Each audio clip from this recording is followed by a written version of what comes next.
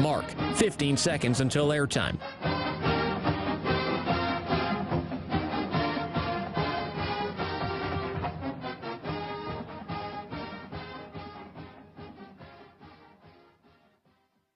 The following is a presentation of Learfield. Welcome to Duck Insider. Our whole athletic department, there's a level of expectations of success. Throw, catch, touchdown, Oregon. He can run and slam. He's back out for a three. Left wing is good. In the air to center, back at the wall. It's out of here. Really excited that we get to rep our Ducks and hopefully come back to Eugene with some championships. Indoor track and field national champion. And for the fourth time in the last 6 years, the Ducks are Pac-12 champions. We have so many teams that are excelling right now, and it's really fun to be a part of. Give it to me, baby. My house. I'm taking it there.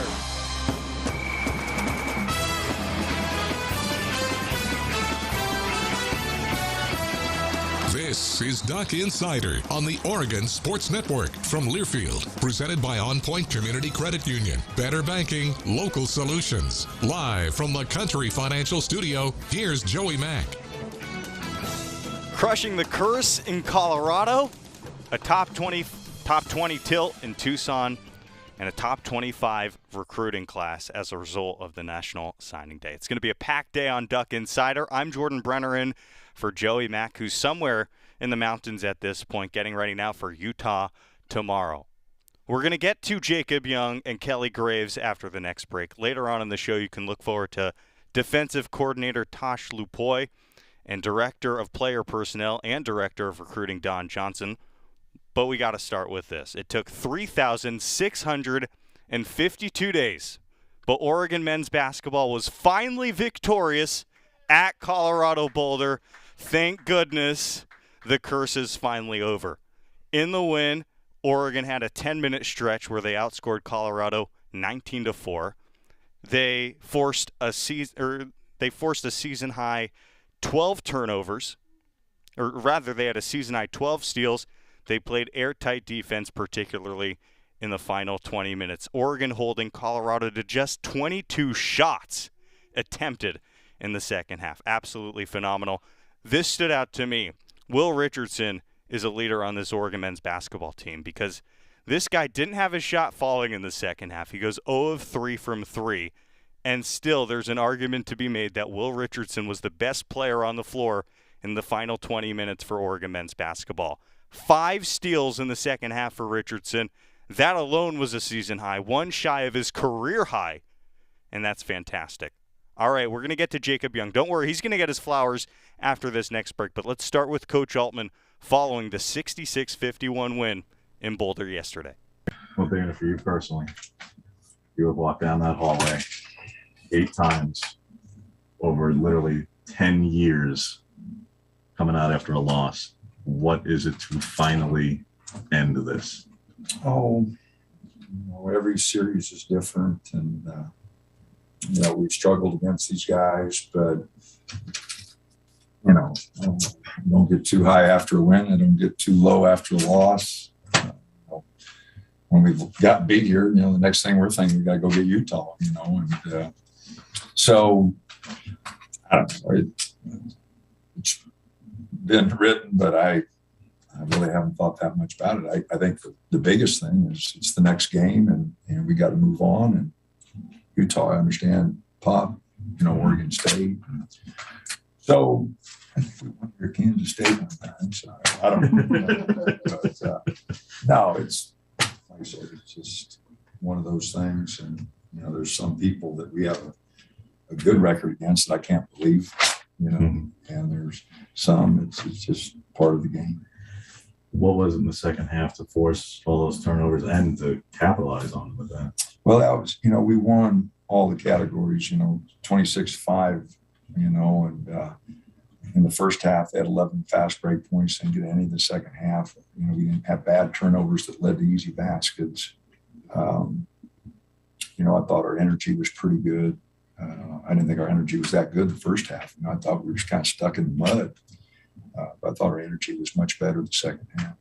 To be able to do it when Frank is in foul trouble early, and then early in the second half to get to 4, Will dealing with some fouls and riding with him at different times, to be able to get through it not just get through the first half, but to be able to get through the whole game, managing foul trouble among major players and still walk out in nearly a No, the guys did a good job. Will got that second one early in the first half, and that was concerning, just because of our depth at the guard spot. But Frank, gave us a lot of energy, and I needed him out there, and so we played him with 3, played him with 4, just to keep giving us energy. And I thought we went small there, which helped our ball handling a little bit late, But no, defensively in our energy, I thought the second half was good. It created those turnovers, which gave us a little pop. You've spoken of the assertiveness of Wilson. I'll get to that in a sec. But Jacob also, you guys are undefeated when either of them beat you in scoring. But Jacob tonight in particular, the 3 at the half to give you the lead, and obviously played big in the second half as well. What is it that he is clearly taking a shift here in conference play? Well, I thought he really took good shots the first half, and a lot of them were, we needed something to happen. We were kind of stuck in the mud there. Our movement offensively wasn't very good. I thought we had some better execution in the second half, but it's still not where it needs to be. In the last 2 minutes of the first half, you went on a 9-4 run, ending with Jacob Young's 3 to give the lead. How important was that for your second half momentum? Well, I thought it was really important. It was kind of like Colorado's run before the end of the first half against us. I think we were up 12, and they got it down to 5. At the end of the half, which we always talk about the last 4 minutes, the first half, and first 4 minutes, second half. I think every coach does. I mean, it's not something unique to us. But I thought we finished the half well. And then, started the second half okay. And so I thought it was important, to have that little push there. You don't want to go in down 5 or 7 and, have to battle back all second half. So I thought it gave us a little bounce. Yeah, Danny, you talked last week just about points in the paint and how that hurt you guys the last time out against Colorado. And then they go and score 20 in the first half. But you were able to limit him to for most of the second half, just to 1 basket in the paint. And you seemed to be anticipating all those passes that were getting dumped down into there. What changed for you in the second half? Or, what did you guys change on defense to shut them down? Well, in the first half, a lot of them were layups. I mentioned in transition, they got 3 or 4 layups. All right. In transition with points in the paint. Walker was only 1 for 5, in the first half. And so we kept him, from getting, they got us on 2 backdoor plays, just Will fell asleep and Eric fell asleep, our 2 most veteran players. That guy goes backdoor every time when they run that play and just went brain dead on, so the points in the paint really weren't from their post game. They were from our mistakes, the back doors and then the turnover layups. But then the second half, you're right, our activity was better. We fronted the post. Our weak side was really active. Our ball pressure was good, so that the ball had to get up in the air a little bit, and we had time to come over and make some defensive plays. So just, again, our activity the second half, I thought, really, really gave us a big boost.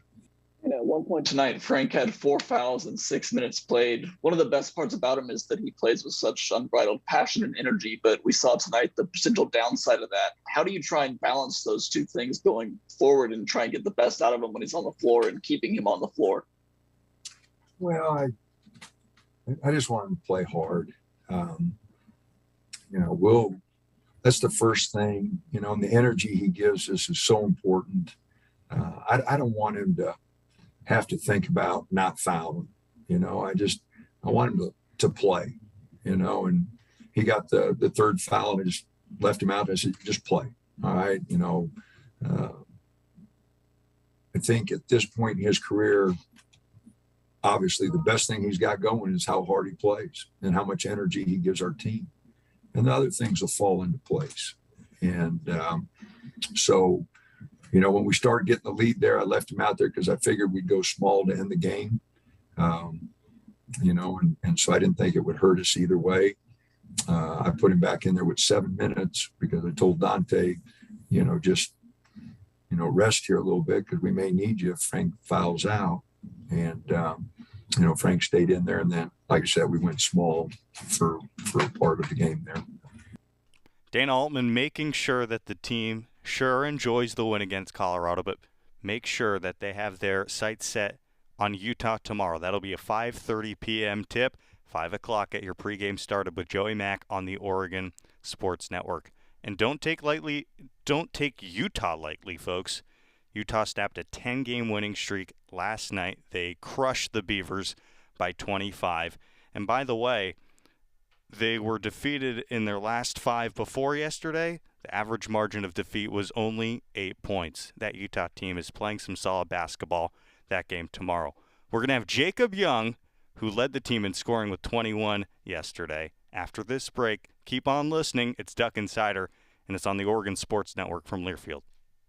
From the weight room to the classroom, on the field and off it, On Point proudly supports University of Oregon athletics because student athletes do so much more than bring us pride on game day. They bring our entire community together in Eugene and all across Oregon. So whether you're watching the game in the stadium, at home, or at your favorite local business, their success makes all of us stronger. On Point Community Credit Union. Join in. OnPointCU.com. Federally insured by NCUA. Equal housing opportunity. After 2 years of construction, my wife and I finally moved into our dream home. So when a bathtub fixture broke, causing major water damage, I was glad we had the home insurance protection we needed. How do you know your home is protected? Talk to a Country Financial rep like me, Nick Simon. We can help you understand your options and select coverages to meet your needs. Then if something happens to your home, you won't have any surprises.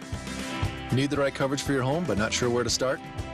Visit TakeSimpleSteps.com or contact a local Country representative. Your daily dose of Oregon athletics. This is Duck Insider from Learfield.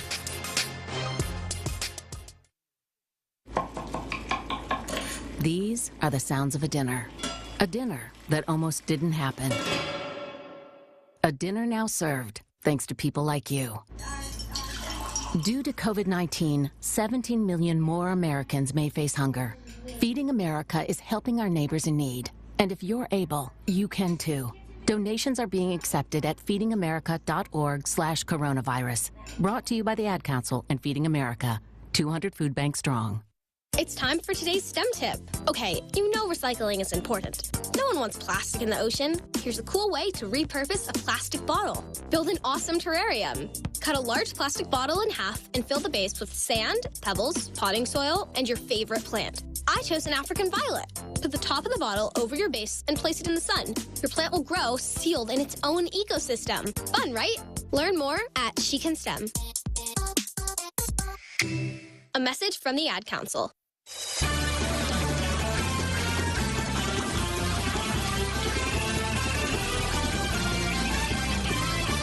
Back here on Duck Insider, we're in the Country Financial Studios. It's brought to you by On Point Community Credit Union. Jordan Brenner in for Joey Mack, and we're going to continue breaking down that 66-51 win in Boulder because we can't get enough of it.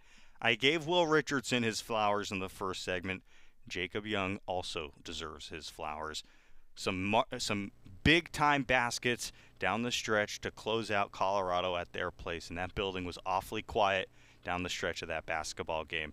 Jacob Young sat down and spoke to the media after his 21-point performance yesterday. What was the conversation at halftime when you guys do have the lead there, 36-35? Game's not over, job not done. Just stick with it. We stayed with it, and we just all got together, and we was like, we got to finish the second half. We got to finish, come out stronger because they beat us at our place in the second. It was because of the second half. And I feel like we owned up to what we needed to do in the second half. What was it about defensively? What shifted for you guys? Where I mean, you were forcing some turnovers in the first half, but the second half, I mean, 25 points off 20 turnovers in the game, but like 75% of that comes in the second half. What shifted? Just the intensity, just lifting each other up, like telling each other we got this. Adversity, fighting adversity when adversity comes, and I feel like we did a great job with that tonight, keeping each other and having our brothers back. You hadn't experienced the losing year, but clearly everyone knew about it. Mm-hmm. What does it mean to you that you're part of this when this finally ends for Coach, this finally ends for this program? I mean, 0-8 for him, 0-10 for the program. I mean, it means a lot, it's just another game. We're on to the next one now. That wasn't really a big thing going into here. We just came down here to try to get the dub. Now we're on to the next one. So maybe how do you guys do it when Frank was in foul trouble, Will had some foul trouble a little bit early, and yet you guys didn't seem to, Nate had to play quite a few minutes in a big spot early there in the first half, and none of it seemed to really phase you very much. Like I said earlier, we just, we just fought adversity, and Nate came in there and gave us some big minutes, play hard. We needed that. And Fale and Frank finished the game. They got to finish the game, and they came through with a lot of good plays for us. What shifted on Bartholomew in the second half defensively? Where you guys, he didn't score at all in the second half. We just said he wasn't getting anything no more, and we just got into him and kind of wanted to shake him up a little bit, and we got him exactly where we wanted him. Yeah, Jacob, just your thoughts on what led to all the turnovers in the second half. Did you guys change anything? It turned them over 13 times in that second half. We didn't change anything. We just really just said we got to keep up the good work, and we got to pick it up a little bit more because the second half is gonna be tougher than the first half. And Coach preached that to us all halftime, and we all bought into it, and we did what we had to do. Yeah, Jacob, do you feel like you guys are playing with a sense of urgency right now? Like every single game matters a little bit more because of that rough stretch you guys had in December? Oh yeah, like Coach said, we took a lot of punches at the beginning, but we can't take any more. So every game we're going into it 1,000%, knowing that we have to win, or we have to fight to win. And that's what we're preaching to each other right now. We're lifting each other up. Yeah. What was the game plan to kind of make Jabari Walker a non-factor after he kind of was instrumental in their victory against you guys last week? Just stop the high-low action. Just stop him from throwing it over the top, him getting easy touches under the rim, and just going up finishing it. And that was really it. Yeah, Jacob, congratulations. After the UCLA game, we saw Dana Altman, your coach, walking off with a smile on his face. We don't see that too often. Did you see a smile today in the locker room? Was there any celebration afterwards? No, not really. Like we said, we treated this as another game. We didn't come in here saying we got to get them this year. It was just another game. We're on to the next now. When Jacob Young leads the Ducks in scoring, Oregon is 4-0 on the season. Keep playing well, Jacob Young. Yesterday, 21 points to lead the Ducks. Let's move over to women's basketball. There is a huge game tonight in Tucson, Arizona. By the way, both men's basketball and women's basketball since December 18th, a combined 17-2. So let's go from one winning program to another winning program, and we'll check in with Kelly Graves. Before we get to Kelly Graves, we have an update that Oregon has finally landed in Tucson. Finally, minutes ago, their charter was canceled yesterday. They were delayed today, but the Ducks are down in the desert officially and getting ready for that matchup against the number 8 Cats. Kelly Graves had some interesting things to say earlier this week, and we'll go to him now. Kelly, as much as I want to ask about Arizona, I think back to that comment you made in early January about this team sort of being in November mode in terms of how kind of together everyone was. Where is this team at now? And winning 8 straight, given where you were roster-wise at the start of the month, is this pretty much the best-case scenario for what January was going to be? Oh, absolutely. Absolutely. We're post-Christmas now, big guy. We're into the new year. We're at least in the same year right now. We still have some work to do, you guys. We're a long ways away from where we want to be and where I think we can be. But I thought on Sunday and today we took 2 steps forward. And now we've got to continue to do so. It doesn't get any easier going now down to Arizona. I mean, that's going to be a big game for lots of reasons. I don't care if they get on me, that's fine. Heck, when I first went back to St. Mary's a long time ago, they used to chant hair club, hair club, hair club. So I'm used to people getting on me as long as they don't get on my team. But we're going to have to battle. We're going to have to be really, really good. They're going to be ready for us. The way the game finished here, they're going to be gung-ho. They're going to give us our absolute best. So I think it's going to be a great opportunity and a great test to see what we're made of as a team. Yeah, Kelly, if I could follow up on Andrew's question, what do you think the next step is for this team? What do you think they need to do to make you feel like it's February, March mode? Just consistency, you guys, just consistency. We got to get Sedona playing the same Great game the same night Niara does. India and Tahina tonight was really the first time in that second half where they both, you could say, had a really, really good game. It's usually been one's kind of struggled and the other's lifted her, and vice versa. We got to get Sydney Parrish going again because she's such a deadly weapon. And our role players, Shania, get healthy. I just think consistency and stay hungry and stay humble and just continue to improve, you guys. Really, it's a long season left. We're on the downhill slide, though, aren't we? In terms of, isn't this the second half of Pac-12 play? And it looks like we're going to be making up games in each of the next 2 weeks. So a little breaking news there. I couldn't tell you when or who or what, but that's the word I'm getting. So we're excited about that. It's going to be, I told him tonight, it's going to be like playing in the WNBA, man. Off day game, off day game, off day game. Boom. Let's play ball. Yeah, Coach, you touched on the upcoming road trip in the game against Arizona, but there's also the rematch with Arizona State. And with such a quick turnaround, just 5 days in between games, what's the main takeaway going to be from today moving forward for the rematch? Well, we've got to clean up those little things that we struggled with. I think we can defend better. There's some things that we didn't do well that I think we can do better. And we're going to try and fix those by the next time that we play them. But for right now, they will have zero of our attention. It goes all to Arizona. And, because that has big implications, not just in the Pac-12, but nationally. And so, that their game here at home kind of got us started on this little roll that we're on, gave us some confidence and a little bit of swagger. And now we want to continue that. And they've always played us tough down there. We've clinched 2 regular season Pac-12 championships on their court. And so we've had some success and some good memories down there. Not these guys. Yeah, they weren't part of any of those. But me personally, yes, holds a special place.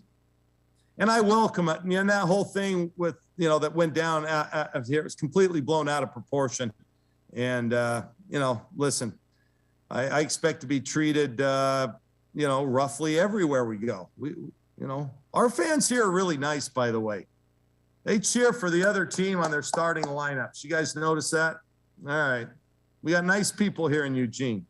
Coach, I was just going to ask you, from the last Arizona game, where do you feel like this team has grown the most, and kind of what lessons did you take from that game that I guess areas of improvement needed to take them down there in Tucson? Defensively, I think we've improved. I truly do. I think we're putting more good possessions, longer stretches together. I think the ball, if you've noticed, is moving better. It's not sticking in hands. I think that's another area and something we've really tried to improve. I think our transition offense and then flowing into a half court from transition is better. We're pushing it. Our guards are probing a little bit better in transition. So we are definitely making strides. There's no question about it. I think we're in better shape. I don't think we were in very good shape that weekend. We played UConn and Arizona here, and I think we're in better shape now. So a lot of areas we've improved. A lot of areas we still got to get better. But we're going to keep working hard for it. Kelly Graves and Oregon women's basketball expecting Arizona's best tonight at 7 p.m. By the way, get your pregame started with Terry Johns at 6:30 p.m. on the Oregon Sports Network. Want to know why Oregon is expecting Arizona's best? Arizona's probably upset that Oregon came back from a 17-point deficit on January 15th and lost in last second and intense fashion, with India Rogers coming up with maybe the biggest shot of the season for the Ducks. By the way, there are rumblings out there that McHale Center could be absolutely wild tonight, potentially drawing nearly 10,000 fans in that arena tonight. Quickly becoming one of the most exciting rivalries in the Pac-12. And we're going to see, I'm going to be peeled to the TV and listening to Terry Johns, of course, all night long for a clash of the Titans between the Ducks and the Wildcats. We're coming back with more Duck Insider. We're going to get to the defensive coordinator for Oregon football, Tosh Lupoy, when we come back on the Oregon Sports Network from Learfield. At Shadow Hills Country Club, our all-inclusive event pricing allows us to take care of all of the details while you enjoy your event. Our wedding garden, expansive grounds, ballroom, and meeting rooms can accommodate any size event and come complete with full catering and service staff. From weddings to business and social events, Shadow Hills offers the benefits of a resort atmosphere and the peace of a country setting just minutes from downtown Eugene. For more details, call us today or go to shadowhillsevents.com. Money isn't interested in the fact that you dream of going to Greece, and it doesn't pace at night wondering how you'll pay for braces 3 times. The point is, money without people is just money.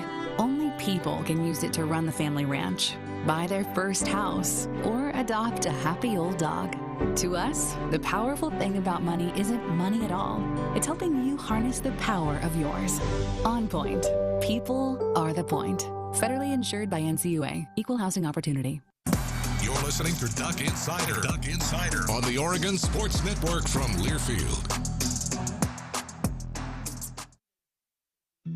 Neil Armstrong waited 6 hours and 39 minutes to step onto the surface of the moon. Jackie Robinson waited 20 months to play his first game with the Brooklyn Dodgers. And even DiCaprio had to wait 22 years to win an Oscar.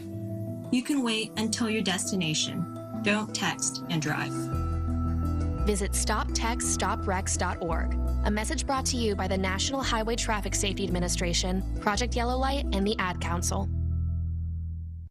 The possibility of lung cancer can be pretty scary, especially if you're one of approximately 8 million current or former smokers at high risk. That's why SaveByTheScan.org wants you to know that now there's a breakthrough low-dose CT scan that can detect lung cancer early, and it only takes 60 seconds. You stop smoking, now start screening. For an easy quiz to see if you're eligible, visit SaveByTheScan.org. It could save your life. SaveByTheScan.org is brought to you by the American Lung Association's Lung Force Initiative and the Ad Council.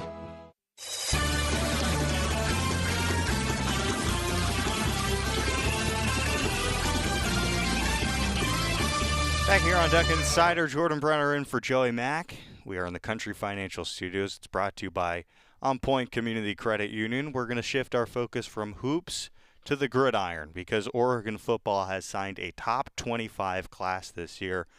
In our National Signing Day special on Tuesday, every single assistant coach came into this room and sat down with our own Joey Mack to tell them a little bit more about themselves. We already played Coach Dillingham, the offensive coordinator. It's now time to hear from Tosh Lupoy, the defensive coordinator for Oregon football, who goes through a list of highly successful coaches he's worked with and what he does to build relationships with recruits. Here's the defensive coordinator for Duck football. Coach, welcome to Eugene. How we doing? I'm Good Joey to be Mack. here. How are you? Awesome. First of all, well done on the attire. You sharp look today, sir. Just being me. Just being you. All right. Well, so tell us about you. I've been asking everybody to kind of introduce themselves to the fans, Coach.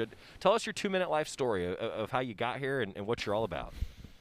2 minutes, huh? Well, I was originally from the East Bay, California. Okay. Take a lot of pride in that area. Yeah. Went to De La Salle High School out there. Not a bad program. Amazing experience there. Strong tradition connection from there to here. And from there, pathway, played at Cal Berkeley. Had an amazing experience there with the relationships of teammates. A lot of being around a lot of good coaches as well, fortunately. And from there, had my quest to compete and attempt to compete at the next level at the National Football League. Broke my foot for the 3rd time. Sent home. That didn't work out the way I wanted to. So was fortunate to have the opportunity to start coaching on Jeff Tedford's staff, another Duck. And couldn't have been more thankful and fortunate for that opportunity. And began both progressing towards a master's program and coaching football, something I didn't really see myself doing in the past. And that's when I absolutely fell in love. Took about 7 minutes, I think, in our first drill. And we started to get some cool results because I was really fortunate to coach some really good players. And from there, began my career and my passion for life. Continued that on to the University of Washington. Mm-hmm. We had 2 real successful seasons there and progressed, and Coach Sark was able to take the USC job. That's when I went to Alabama there, spent the next 5 seasons of my life with Nick Saban, and amazing experience there. In transition, while I was at Washington, was introduced by a man I respect a lot, Cooper Pelluer, and he introduced me to now my wife at the time, his sister. So started that period of my life as well, of the woman that's the most important of my life, Jordan, my wife. And we have 2 beautiful children.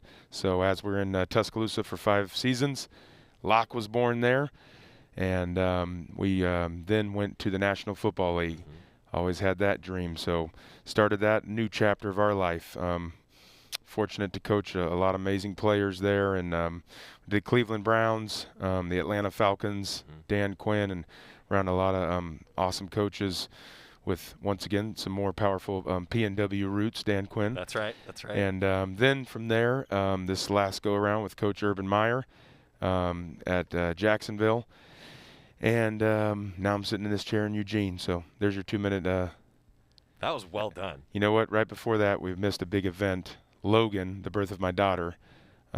So now 2 minutes and 6 seconds. That was really good, by Yes, the way. I know. We either get like the 2-second life story, Yes. or you really get like the perfect 2 minutes. So Yeah, thank you. We're on time, just like our players here. That's right. And do you believe in Lombardi time, where if you're 15 minutes early, that means you're on time?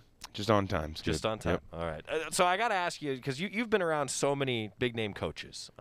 What have you learned? How have they all influenced your philosophy in coaching? I know that's a big question, but I feel like with so many great coaches that you've gotten a chance to work with and have earned the right to work with, what is your philosophy? How have you taken it from all those guys? I think it really does go back. There's the cliche saying of a product of your environment. I do truly believe, though, both from a positive and negative effect, we are constantly learning and growing, and a lot of that has to do with the environment we're in and who we're learning from. So, I'm just so fortunate, mainly because of a lot of great players that I've been fortunate to coach, to be able to open doors in all different avenues in the National Football League at multiple different organizations, and obviously in the college ranks as well. So to soak in that's always a guidance for me of my decision making of where I go next. So to kind of follow my track record with aspirations of constant improvement personally,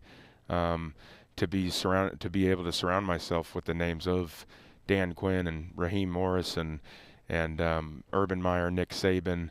That's always, and now Dan Lanning, and was a major reason of me sitting in this chair right now for that reason, because of the full understanding and knowledge of the environment that we will be in here, both as coaches and players, of constant improvement, constant working towards something special. What is Coach Lanning all about? How long have you known him, your relationship? Just tell fans about what about him made you want to come here and be here? Well, there's a lot of things, but extremely well organized, passionate. He's in it for the right reasons. The players play extremely hard for him because they know when your head coach is all in for you and your best interests. That's what the results you're going to get typically. So there's a lot of positive attributes I could list, but those are the ones that really stand out.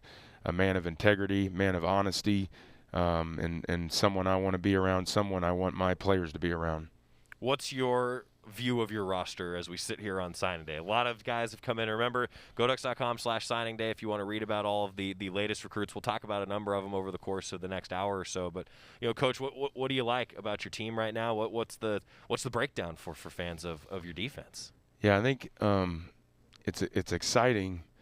Typically when you embark in a new journey like this, you unfortunately, such as the past head coach here, who I have a good relationship with and think highly of, when that individual goes to the next opportunity, it's typically of one that's perhaps in disarray or had their issues, and there's a reason why there's an opening here. Sure. So there's a unique situation here where with a group of young men that have progressed the way they have, and to be in a situation where we're not inheriting a group that has necessarily a losing culture, right? certainly think there's some things we can fine-tune and attack, and that's what we're attempting to do to improve and attempt to go take the next level of what this place is capable of and what they've done in the past here.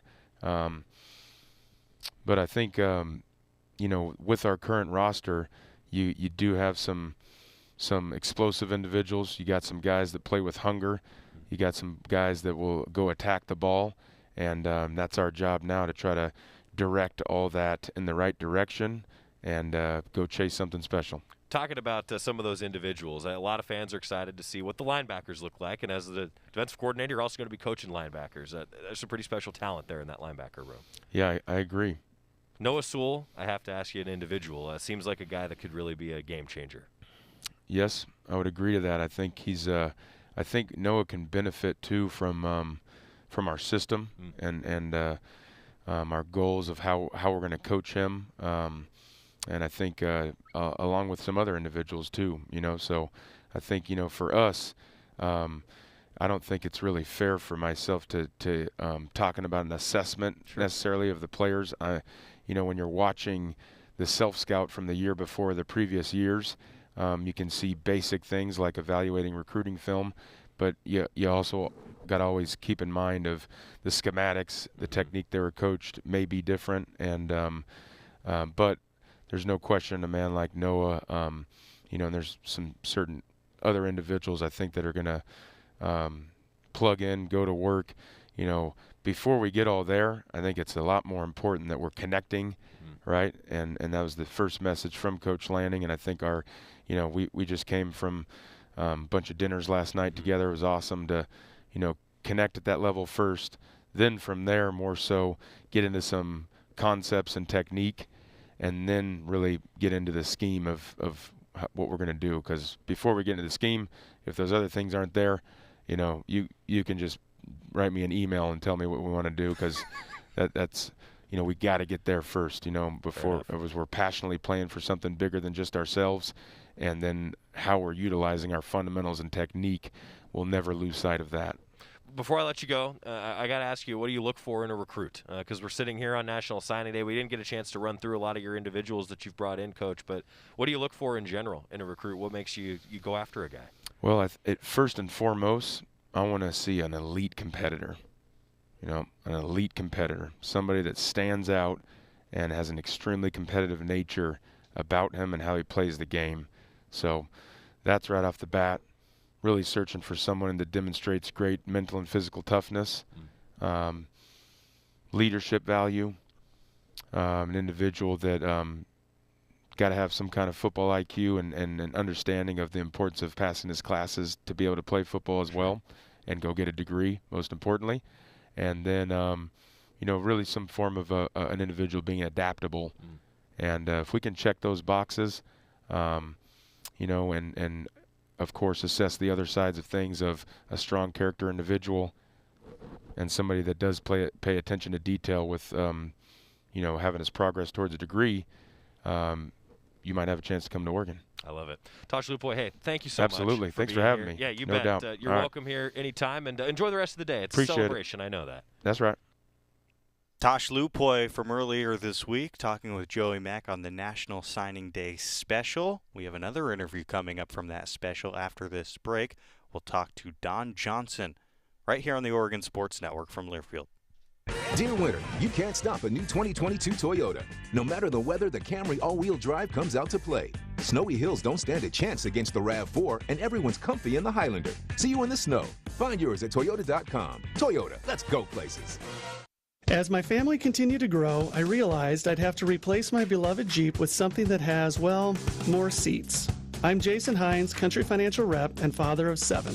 Whether you're upgrading from your sporty ride with no room for a car seat or finally replacing your well-loved beater that still has a cassette player, you'll want the right protection for your new car. Work with a Country Financial Rep like me and get the protection you need at a price you can afford. Learn more at TakeSimpleSteps.com or contact a local Country representative. Dear winter, you can't stop a new 2022 Toyota. No matter the weather, the Camry all-wheel drive comes out to play. Snowy hills don't stand a chance against the RAV4, and everyone's comfy in the Highlander. See you in the snow. Find yours at Toyota.com. Toyota, let's go places. This is Duck Insider, presented by On Point Community Credit Union on the Oregon Sports Network from Learfield. People do some pretty cool things in their 40s and 50s, like go back to college, learn to skateboard. Okay, maybe that one's not for everybody, but saving for retirement is. At aceyourretirement.org, you can get on track with your retirement savings no matter your age. Just have a free 3-minute chat with the friendly digital retirement coach, Avo, and receive personalized tips to help boost your savings. Start chatting with Avo today at aceyourretirement.org. A message from AARP and the Ad Council.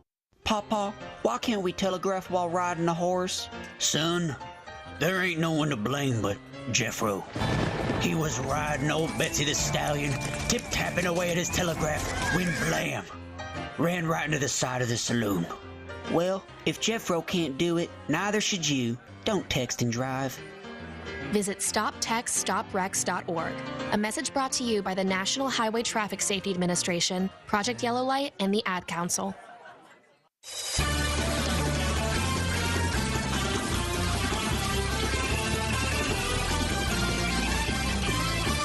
Back here on Duck Insider, here presented by On Point Community Credit Union. We are in the Country Financial Studios. Before the break, we heard from the defensive coordinator, Tosh Lupoy. Now we're going to talk to one of the longer tenured members of the Oregon football staff. Another fantastic interview from Tuesday. Here is the Director of Player Personnel and the Director of Recruiting, Don Johnson. Coach, God, it's great to see you. Normally, you and I are crossing paths on the practice field, and today we get a chance to have you in the studio. So just tell us about how things have gone. It's been a wild wind. It's been crazy, but it's been good. So I want to ask, because we heard a little bit about it on your interview with Terry, but I do want to ask to sort of revisit for fans here today. Tell us your 2-minute life story. Like, tell us about yourself, how you got here, and now staying here at Oregon. My life is a lot longer than 2 minutes, but you know, I grew up in a football family. Grew up in Southern California. Played high school football, college football at Azusa Pacific University in Southern California, and got in the coaching world. Mm-hmm. I was a high school coach for a long period of time, and got blessed with this opportunity and made the most of it. What was it about moving from the high school ranks for this job? You know, why'd you want to make that jump? It was Oregon. I mean, I've been coaching in the state of Oregon, and you know, this is the school I wanted to be at. Didn't want to be anywhere else, pretty much. So. The cards just fit. They fit together. You're also the connection in a lot of ways from last year to this year with the new staff. Just what's that been like for you as kind of one of those you are like it's the been glue like guy. Step Brothers the movie. I mean, it's been good, man. Coach Lanning came in with a great spark, and we got a house full of good guys, man, and it's gonna be entertaining. And you know, we closed this class out the right way, but next year we're going to be a problem in the 2023 class. I promise you that. I love it. So I want to kind of take the bigger picture step back for a second. So official title, Director of Player Personnel, Director of Recruiting. Still, remember, stay in tune with the Oregon football social media because we're live at 10 o'clock. And so, you know, some things could change. The class could get a little bit bigger, and Coach Johnson and I don't want to get angry NCAA compliance emails. So, Coach, you know what? What was it like going through and to build out this class? Because not only were you the connection, as I said, between one staff and this staff, but you were kind of the connection to all these players and these recruits, weren't you? It's a relationship-based business like anything else. And, you know, we just were consistent in staying consistent, like, you know, reaching out to the kids and the parents and just being true to them. Mm-hmm. They had a lot of things that were said by different staffs and different coaches. You got guys right now about to go to the NFL and leave staff. So just letting them know that we were going to be here and that, you know, we were going to see it out, and, you know, just keeping that warm welcome and knowing that the place hasn't changed. The building hasn't. The people will, but the building hasn't. Well, and I think it's such a powerful thing, right? Like you're part of something bigger than yourself. That's kind of what you're talking about here. Exactly. How about the way that you go about evaluating, Coach? I mean, it's a tough industry, man, to evaluate. I can hear the sigh. Like, man, I don't even know how to answer that question. Well, it's different because you have to evaluate based off schematics. So, like, Coach Lanning's scheme is different than what we just had. So, you know, we're looking for more long edge players and things like that. And, you know, you just watch film, but you got to see them in person. Mm-hmm. You got to get true specs, true sizes, true lengths. It's a game of inches. And so we do a good job of just scoping everybody in the country. We feel like we have a national brand. We don't have to settle for less. So we want to see the best of the best. And, try to get them here on campus. Talking about that way you go about recruiting, how much did the pandemic change everything, Coach? It changed it a lot. Our biggest thing is getting kids here because they know, like, when you see our facilities and get around the people in our building, it changes everything. And a lot of schools try to hate and make sure that doesn't happen. So being not able to do that, it was tough, but we still made the best of it. What does an official visit look like from start to finish? I can't tell you that, man. That's a surprise, man. I love that. I love that. It's different than anywhere else. Yeah. I think it's more. I think it's seeing the place, but just the city of Eugene's better than you think. If you haven't been here and you haven't, went around and ate at some of the restaurants and seen the way that people treat us and, the way the Ducks are represented, like this O is strong. Yeah. And a lot of people need to understand that. It's not like that W thing. It's real. I love it. Don Johnson joining us. I think it's so interesting that we've heard over the years that, like, the biggest thing for Oregon, for you guys, is just to get someone on campus. How true is that statement here right now? It's really true. I mean, it's if you realize that if you look at the city of LA and the city of Seattle and all these other places, they hate because they don't want that to happen. Right. Because when it does happen, we've done a great job, and we have Mr. Knight and a lot of good donors that put some beautiful things together. But we give kids a great advantage by some of the things we give them. Our sports science department, sure, our weight room, our facilities, but also the people inside. When they meet the people inside the building that know that we truly believe in these Ducks, it's a big deal. Do you have like certain things that you always want to hit on when you bring in someone that you want to come play at Oregon? Like, do you have sort of the bullet points that you have to hit, or is it really always different for each individual? If you want to win the Pac-12, come here because we're going to win it. All right. Good pitch. Good pitch. I like that, Don. Talking about another thing with kind of like the bigger picture and just like player personnel and the way that you're stacking out. What's your philosophy on how do you fill certain gaps? I know it's schematic based, but like how far ahead are you projecting these things? It's you have roster numbers, and you have to definitely fill out your rosters the correct way. You also you have an 85 and a 110 and you got scholarship players and walk-ons, and you have to make sure that you have the depth created to have a competitive practice, but also have depth created for when injuries happen and stuff like that. And Coach Lanning brought in Marshall, who's really good at that too. So he's been a huge help, and it's being a general manager of a college football team. Right. Now that's the next step. The next step, isn't it? I mean, I feel like that's kind of the direction that things have moved. This is maybe an obvious question. How much has social media influenced recruiting? What's your perspective on how it's changed, especially as you coming from being a high school coach and then doing it on this side at the college level? It's tough, man. It's been positive and negative. We're in like 30 top threes of kids we've never talked to. Right. Because people want to be like, we beat the Ducks on that guy. Right. But then at the same time, it also shows some of the exposure of things we do, and the way our establishments are, and the personality of our coaches. So it's a hit and miss situation. Yeah, and that one I think I'd imagine too, Coach. Like name, image, and likeness has changed things too, right? Oh yeah, that's changed things a lot. Yeah, and you got to think about us. We had name, image, and likeness, transfer portal, and all these things kick in, and we're one of the 10 schools that didn't have a coach when that happened the same year. So like that's a big deal, and we still fought through the adversity, and we're doing right. Well, it's a testament to you, if I could, and I think a lot of fans are going to say like, man, yeah, that it's cool to see that. The transfer portal, I did want to ask you about that. Just how has that changed? The way that you manage things. Well, there's some teams in the conference building a 7-on-7 team and thinking that it works. So I'll take that back. It's a good thing. It's a good and bad thing as well.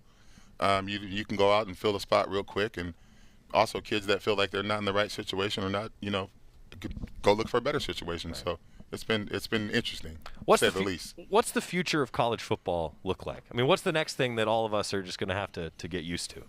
Hopefully a national championship in Eugene.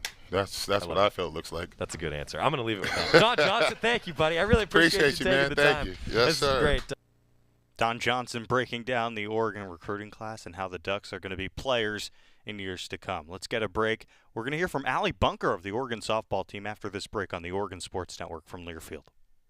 After 2 years of construction, my wife and I finally moved into our dream home. So when a bathtub fixture broke, causing major water damage, I was glad we had the home insurance protection we needed. How do you know your home is protected? Talk to a Country Financial rep like me, Nick Simon. We can help you understand your options and select coverages to meet your needs. Then if something happens to your home, you won't have any surprises. Need the right coverage for your home but not sure where to start? Visit TakeSimpleSteps.com or contact a local country representative. From the weight room to the classroom, on the field and off it, On Point proudly supports University of Oregon athletics because student athletes do so much more than bring us pride on game day. They bring our entire community together in Eugene and all across Oregon. So whether you're watching the game in the stadium, at home, or at your favorite local business, their success makes all of us stronger. On Point Community Credit Union. Join in. OnPointCU.com. Federally insured by NCUA. Equal housing opportunity. More Duck Insider coming up on the Oregon Sports Network from Learfield. Adopt US Kids presents What to Expect When You're Expecting a Teenager. Learning the lingo. GOAT, G-O-A-T, acronym, stands for Greatest of All Time. As in, spaghetti sandwiches for dinner? They're my fave. Dad, you're the GOAT. You don't have to speak teen to be a perfect parent. Thousands of teens in foster care will love you just the same. Visit adoptuskids.org. Brought to you by the U.S. Department of Health and Human Services, Adopt U.S. Kids, and the Ad Council. Is that a faucet running? That's not a faucet. That's a river rushing through the forest. Forest rivers provide over 100 million people with clean water to drink. What? I can't hear you because of the vacuum. That's not a vacuum. That's the trees in the forest cleaning up the air we breathe. I didn't know the trees were so amazing. Yep, and the forest gives us shade, trees to climb. That's awesome. Let's go explore some more. Visit the forest today and enjoy all it does, just for you. To learn more about the forest and find one near you, go to discovertheforest.org. Brought to you by the U.S. Forest Service and the Ad Council.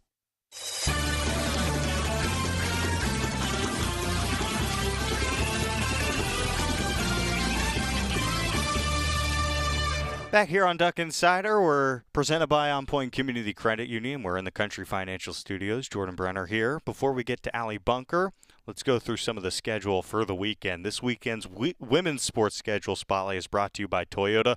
Let's go places. It starts tonight. The big game, 7 p.m., Oregon and number 8 Arizona, 6:30 pregame with Terry Johns. The Ducks will also be in action Sunday in Tempe at 1 p.m. and announced just today, women's basketball has added a game to the schedule for next Wednesday, February 9th at noon, 11:30 pregame with Terry Johns. That's at Washington State. Women's tennis takes on Wisconsin tomorrow in Denver, Colorado, then play at the University of Denver on Sunday. As for the men, let's get to the golfers. You know I always have to get them in. It's day 2 at the Ari Intercollegiate in Hawaii. Some pretty good results so far today for Nate Stember and Eric Doyle. Stember is even par today, 4 under overall, tied for 27th for the tournament. And Eric Doyle is also even par today, 3 under for the tournament. Those guys plowing their way through the back 9 in Hawaii. Oregon men's basketball looks for the mountain sweep tomorrow at 5:30 against Utah. 5 p.m. is your pregame on the Oregon Sports Network with Joey Mack. All right. Let's wrap up with Oregon's star second baseman, Allie Bunker. First team all Pac-12 last year. Here's Bunker. Allie, with Haley departing last season, how much emphasis do you put on yourself to be the leader of this team? And do you view yourself as the leader of this team? I view myself as one of many leaders on this team. I think on this team, we really pride ourselves in having multiple leaders, not just one person to look to, especially like I'm an infielder and we'll have outfield leaders and whatnot. And Coach Lombardi really wants us to, every single one of us, to look at each other as leaders. Like I'm always looking to someone else younger than me for guidance. Like I think we can all trust in each other to lead. So I wouldn't say that I'm the only leader for sure. Allie, I would consider you one of the core group of this team. I mean, you've been here for 4 years. You came in with Rachel and Jazz and that group that's kind of set the foundation. Looking back on your 4 years here, what would you say the biggest growth of that group has been in your time here, and what do you expect to see out of that group this coming season? Right. I think what's great about us and the group is just we've been here since day one, and we had a lot of opportunities our first couple of years to get on the field and have a lot of playing time, which I would say not a lot of underclassmen can say that they can get a lot of fielding and playing time in the pack, because it's very competitive. And I think the biggest advantage we have is we have a huge group of seniors that are going to come through this year and have tons of experience to lead the younger ones. Allie, in her short time here, what is the one or two, however many things stand out to you about Paige and plays she's made? Because going back to fall ball and diving headfirst into the backstop in one of her first games certainly stands out for those of us who were there. But you tell me, when she's lined up next to you there in the infield, what stands out about her so far?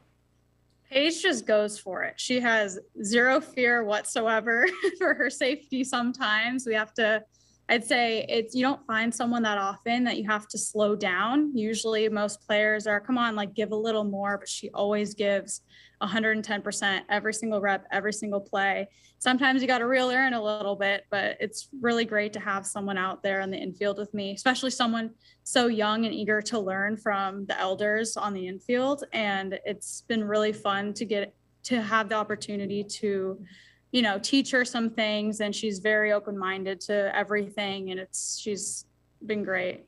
Allie, being one of the more experienced members of this team, what are some of the things you're saying to a lot of the younger, less experienced players as they get ready for a long, grueling schedule here? I think we've been emphasizing that January in particular is very hard, and it kind of gives you a little bit of a preview of what season's going to be like. Long days, long weekends. And I think we just consistently say, hey guys, like get on your schoolwork now. It's going to get tough next week when we start and we're leaving Wednesdays and Thursdays and missing school. I think just constantly reminding them, hey, I know it's tough now, but just wait till we get to playing. And just the constant reminder to get on schoolwork and get on top of various things is probably just what we've been doing as a team to help the new ones prepare. Allie Bunker talking to the media yesterday, 6 days away from softball season, as the Ducks will head down to Southern California and face off against Ole Miss on Thursday. We can't wait for that, and we're going to have a lot more softball, Scott. On Monday, Joey Mack will be back here in the Country Financial Studios. As for what else you need to worry about, women's basketball tonight, 7 p.m. at number 8 Arizona. Expect a whiteout, a raucous environment for Kelly Graves and the crew. 6:30 p.m. You can listen to Terry Johns preview it on the Oregon Sports Network. All right, happy weekend, everybody. It's been Duck Insider. I'm Jordan Brenner. Go Ducks.